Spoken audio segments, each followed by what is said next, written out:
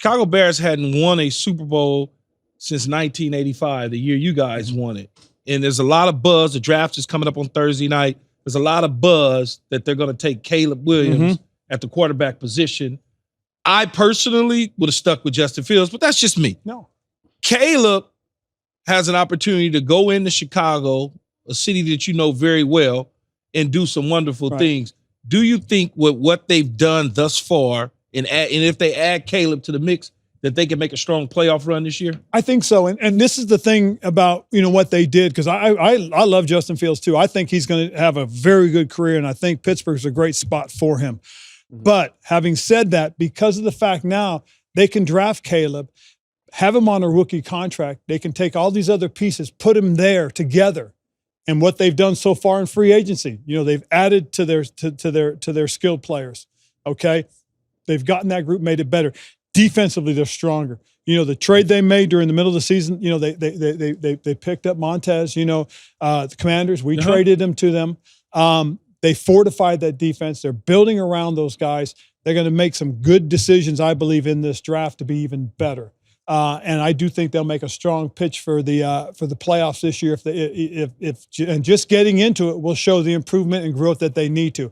But I do believe Caleb Williams is their pick.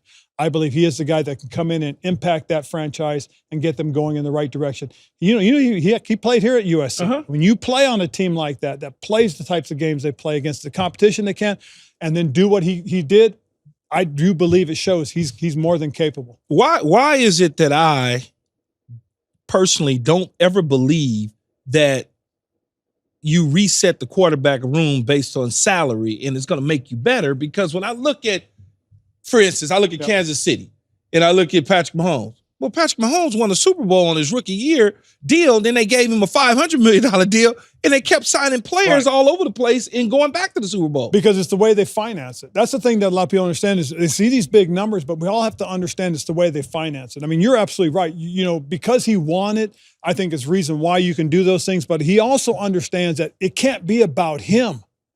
Okay? That's why the deal is a very team-friendly deal, the way that it's structured. It helps that team continue to do what they're doing right now. Andy Reid and that group of people in the front office, very smart, very intelligent, and they have a player it's not all about him. He's making it about his teammates as well. He's trying to make sure that they can keep that core group of guys around him.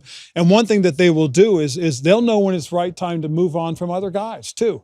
So now, not only do you have a quarterback with a friendly contract to the team, but also knowing when to move on, when to make those tough decisions. And Andy will. That group of front office people, along with Andy and that ownership, they'll make those tough decisions. Everybody can't do that to you? Because, people don't think that way in today's football. And we had that conversation earlier about how it's changed. I mean, some guys really do think it's, that it's about them. I want to get all mine now, which is true.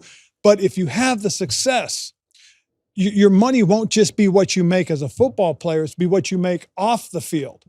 And so having success creates those opportunities. And so guys that understand that and get that early in their career help their teams build.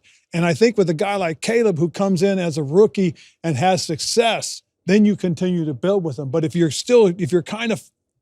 haven't gotten there, and I think that's why they moved on from Justin, because he hadn't quite got there yet. I believe he's going to get there because I think he's a hell of a football player. I really do. So, Coach, you spent 6 seasons as a defensive coordinator, 3 seasons Chicago, 3 seasons with the Chargers out here. Well, San Diego, they're in L.A. now, but in San Diego, you got your first head coaching opportunity in 2011. 4 years later, or better yet, you drafted Cam Newton as the number 1 overall pick. 4 years later, you find yourself in the Super Bowl 50 that was up in San Francisco. I was there against the Von Miller Denver Broncos. What a year. Great year. It was a good year. Then it doesn't go well. You lose that Super Bowl to a really tough defense and things just doesn't go well. You once said that losing that Super Bowl was the biggest mistake that you've made in your career. Do you still feel that way to this day? I do. It was the biggest disappointment in my career more so than anything else, just because we had so many positive things happen. But unfortunately, it's one of those things that, the best game we played that year was in the NFC Championship game, which we beat Arizona to get to the Super Bowl. But, the unfortunate things that happened in the game Losing that game was really tough, really rough, and it really, I mean, it set us back in my mind just because of how it happened. We had opportunities, we missed those opportunities, and I was truly disappointed in the loss just because of wanting to win it, because we wanted to do things the right way and win that football game, and unfortunately it didn't work out. And so to me, it really is the biggest disappointment I've had as a football coach in my 27 coaching career. We absolutely hope you enjoyed this video. If you want more from us, hit that subscribe button for all videos, full episodes, and exclusive content from the show. And don't forget to find All Facts, No Breaks on Apple, Spotify, or wherever you get your podcasts.